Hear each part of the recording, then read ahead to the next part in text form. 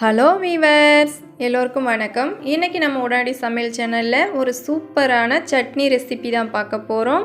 நம்ம இட்லி தோசையெல்லாம் ஈஸியாக செஞ்சுருவோம். அதுக்கு சட்னி என்ன செய்கிறதுன்னு தான் ரொம்ப யோசிப்போம்.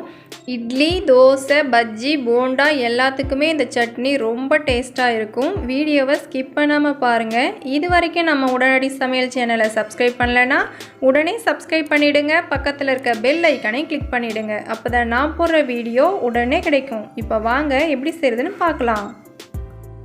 இப்போ ஸ்டவ் ஆன் பண்ணிவிட்டு கடாய் எடுத்து வச்சுக்கலாம். கடாய் காஞ்சதுக்கப்புறம் 1 டேபிள் ஸ்பூன் ஆயில் விட்டுக்கலாம். இதில் வேர்க்கடலை சேர்த்துக்கலாம். 70 கிராம் வேர்க்கடலை சேர்த்துக்கிறேன். 1 டேபிள் ஸ்பூன் கடலைப்பருப்பு சேர்த்துக்கலாம். 1 டேபிள் ஸ்பூன் உளுத்தம்பருப்பு. இப்போ இது எல்லாத்தையும் மிதமான தீயில பொன்னிறமாக வர வரைக்கும் வறுத்துக்கலாம். அடுத்து காரத்துக்கு 2 பச்சை மிளகாய், 3 காஞ்ச மிளகாய் சேர்த்துக்கிறேன். நீங்கள் உங்கள் காரத்துக்கு ஏற்ற மாதிரி சேர்த்துக்கோங்க. அடுத்து ஒரு துண்டு இஞ்சி கட் பண்ணி வச்சுருக்கேன். 5-6 பல்லு பூண்டு உரித்து வச்சுருக்கேன். இதை சேர்த்துடலாம். சின்ன வெங்காயம் 1 கட் பண்ணி சேர்த்துக்கலாம். கருவேப்பிலை 2 கொத்து சேர்த்துக்கலாம். 1 கைப்பிடி கொத்தமல்லி தழை சேர்த்துக்கலாம். இப்போ இது எல்லாத்தையும் நல்லா கலந்து விட்டுக்கலாம். நம்ம இதில் கருவேப்பிலை கொத்தமல்லியெல்லாம் சேர்த்து வதக்கி செய்கிறதுனால இதோட டேஸ்ட்டும் இதோட வாசனையும் ரொம்ப சூப்பராக இருக்கும். வெங்காயம் ரொம்பலாம் வதங்க வேண்டாம், 1 நிமிஷம் வதங்கினா போதும். இது எல்லாமே நம்ம மீடியம் ஃப்ளேம்லேயே வச்சு வதக்கினா போதும்.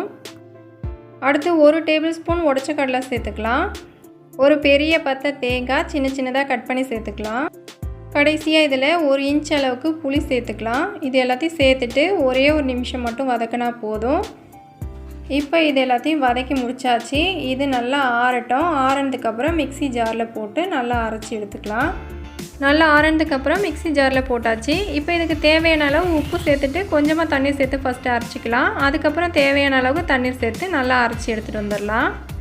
இப்போ சட்னி நல்லா அரைச்சாச்சு. அடுத்து இதுக்கு தாளிப்பு பார்க்கலாம். இப்போ நம்ம வதக்கின கடாயிலேயே தாளிச்சிக்கலாம். 1 டேபிள் ஸ்பூன் ஆயில் விட்டுக்கலாம். 1/2 ஸ்பூன் கடுகு, 1 ஸ்பூன் உளுத்தம்பருப்பு சேர்த்துட்டு நல்லா வறுத்துக்கலாம். கடுகு நல்லா வெடிக்கட்டும். உளுத்தம்பருப்பும் செவந்து வரணும். ஒரே ஒரு மிளகாய், காஞ்ச மிளகாய் கிள்ளி போட்டுக்கலாம். இப்போ இதெல்லாம் கலர் மாறட்டும். அடுத்து இதில் கொஞ்சம் கருவேப்பிலை சேர்த்துட்டு நல்லா கலந்து விட்டுக்கலாம். அவ்வளோதான், தாளிப்பு முடிஞ்சுது. நம்ம இதை சட்னியில் சேர்த்துடலாம். அவ்வளோதாங்க, நம்மளோட டேஸ்டியான சட்னி ரொம்ப சூப்பராக சீக்கிரமாகவே ரெடி பண்ணிட்டோம். இது எல்லாருக்குமே ரொம்ப பிடிக்கும், ரொம்ப டேஸ்ட்டாக இருக்கும். இதை கண்டிப்பாக ட்ரை பண்ணி பாருங்கள். இந்த வீடியோ உங்களுக்கு பிடிச்சிருந்ததுன்னா லைக் பண்ணுங்கள், ஷேர் பண்ணுங்கள், கமெண்ட் பண்ணுங்கள். அடுத்த வீடியோவில் வேறு ஒரு சூப்பர் ரெசிபி எப்படி செய்கிறதுன்னு பார்க்கலாம். நன்றி, வணக்கம்.